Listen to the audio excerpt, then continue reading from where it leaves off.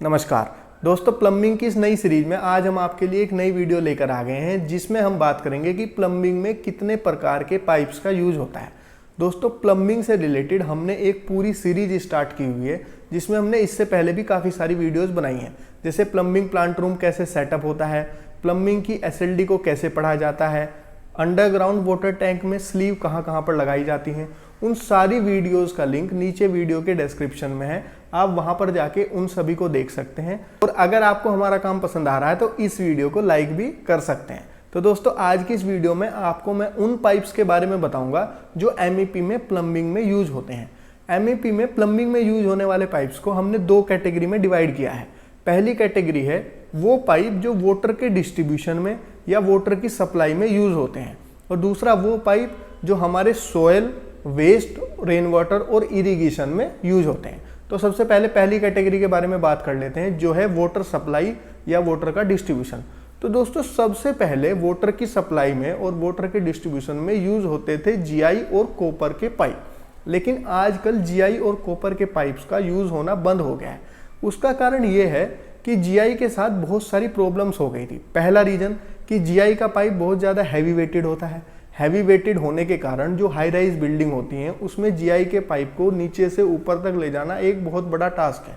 दूसरा, जीआई के pipe threaded fitting के साथ जुड़ते हैं। अगर आपके पास एक स्किल्ड प्लम्बर नहीं है तो थोड़े दिनों के बाद ये फिटिंग्स लीक करने लगती हैं, और जब ये लीक करने लगती हैं तो इनमें हो जाता है कोरोजन, और कोरोजन होने की वजह से एमएस के जो पार्टिकल होते हैं, क्योंकि जीआई जो होता है वो एमएस के ऊपर ही गैल्वेनाइज करके बनाया जाता है, तो एमएस के जो पार्टिकल होते हैं वो हमारे शरीर में जाना स्टार्ट कर देते हैं, और उनके हमारे शरीर में जाने की वजह से वो हमारे शरीर को हार्म करना शुरू कर देते हैं। तो दोस्तों, जीआई के ओवरवेटेड होने के कारण, उसकी हैंडलिंग में दिक्कत होने के कारण हमने जीआई का यूज करना छोड़ दिया। तो दोस्तों, फिर मार्केट में आए प्लास्टिक के पाइप। तो दोस्तों, जीआई के बाद जिन पाइप्स का यूज होना शुरू हुआ वो थे यूपीवीसी पाइप। अब यूपीवीसी पाइप में हमें क्या फायदा हुआ कि हमने जीआई के पाइप छोड़ दिए। दोस्तों, सबसे पहला फायदा तो ये हुआ कि यूपीवीसी पाइप जो होते हैं वो जीआई के पाइप से सस्ते होते हैं। दूसरा फायदा हमें ये हुआ कि यूपीवीसी के जो पाइप होते हैं वो जीआई के पाइप से हल्के होते हैं। तीसरा फायदा हमें ये हुआ कि प्लास्टिक होने की वजह से इसमें जंग लगने की कोई भी संभावना नहीं है।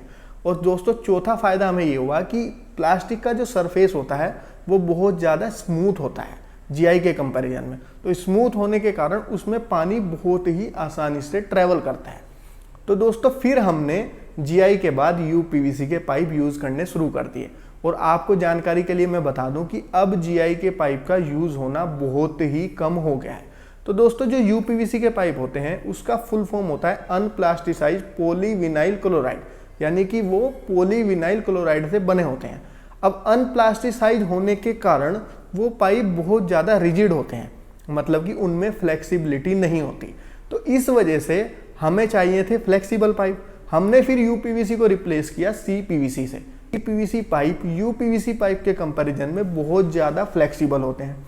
दोस्तों, दूसरा रीजन ये है कि जो यूपीवीसी पाइप है वो ठंडे पानी के लिए ही यूज़ किया जाता है, मतलब कि 0 डिग्री सी से लेकर max to max 60 degree C तक का वाटर ही आप यूपीवीसी में ट्रेवल करा सकते हैं।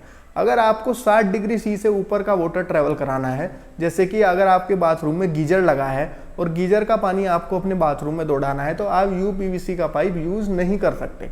फिर आपको यूज करना पड़ेगा सीपीवीसी का पाइप, क्योंकि सीपीवीसी का पाइप जो होता है वो मैक्सिमम 90 डिग्री तक टेम्परेचर को झेल लेता है। तो दोस्तों, तीसरा रीजन ये है कि जो बैक्टीरियल ग्रोथ है वो सीपीवीसी में यूपीवीसी के कंपैरिजन में बहुत ही कम होती है। मतलब कि जो बैक्टीरिया होते हैं पानी के अंदर वो सीपीवीसी के पाइप में उतनी देर तक नहीं टिक पाते, और वो यूपीवीसी के पाइप में ज़्यादा देर तक सर्वाइव कर लेते हैं। तो इन 3 रीजन के कारण दोस्तों हमने सीपीवीसी का पाइप यूज करना शुरू कर दिया। अब दोस्तों, जो यूपीवीसी और सीपीवीसी है उसमें बहुत सारे टाइप के पाइप आते हैं, जैसे कि शेड्यूल 40, शेड्यूल 80, SDR 11, SDR 13.5।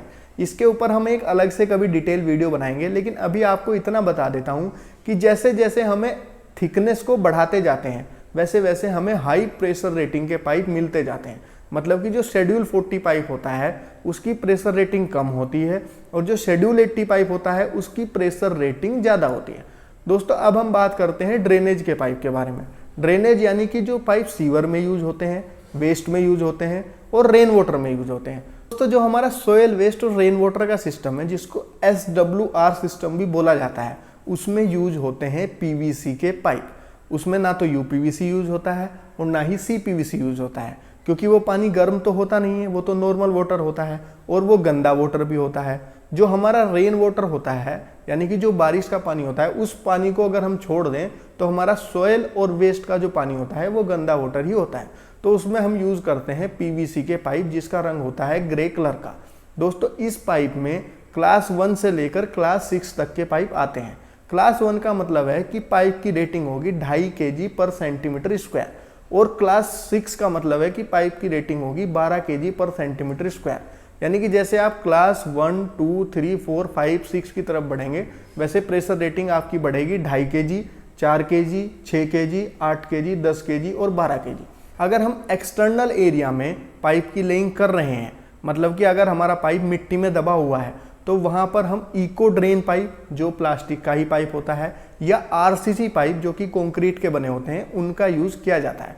तो दोस्तों अगर आज आपको हमारी द्वारा दी गई डिटेल पसंद आई है तो इस वीडियो को एक लाइक कर दीजिए। और अगर आप पाइप्स के बारे में और डिटेल में जानना चाहते हैं कि SDR 11, SDR 13.5, schedule 40, schedule 80, class 1, class 6 ये क्या होता है, तो आप इस वीडियो में कमेंट कर दीजिए। हम डेफिनेटली आपके लिए अगली वीडियो इससे रिलेटेड जरूर लेकर आएंगे।